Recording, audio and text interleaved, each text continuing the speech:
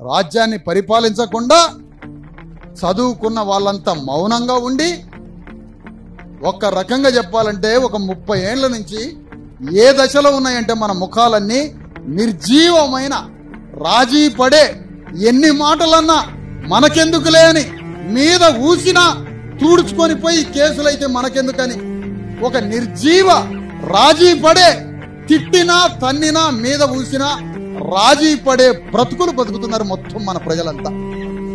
రోషం లేదు, మనకి పోరాటం లేదు, యుద్ధం లేదు, ఏమీ లేదు. గ్రామాలలో ఉన్నటువంటి బీసీ ఎస్సీ ఎస్టీలు యుద్ధానికి సిద్ధపడకుండా రాజీ పడి, మొత్తం విద్యావంతులంతా రాజీ పడి, చదువులేనోడు కన్నా చదువుకున్నోడే ఎక్కువ రేటుకు అమ్ముడుపోతాడు. వాళ్ళని బహిష్కరించినంత కాలం ఈ సమాజంలో దళారీ వ్యవస్థ పోదని మరొకసారి చెప్తాం. చదువులేనామో 10 రూపాయలకు అమ్ముడుపోతే చదువుకున్నోడు 100 రూపాయలకు అమ్ముడుపోతాడు. ఇందుకోసమా అంబేద్కర్ రాజ్యాంగం రాసి? ఇందుకోసమా అంటున్నా?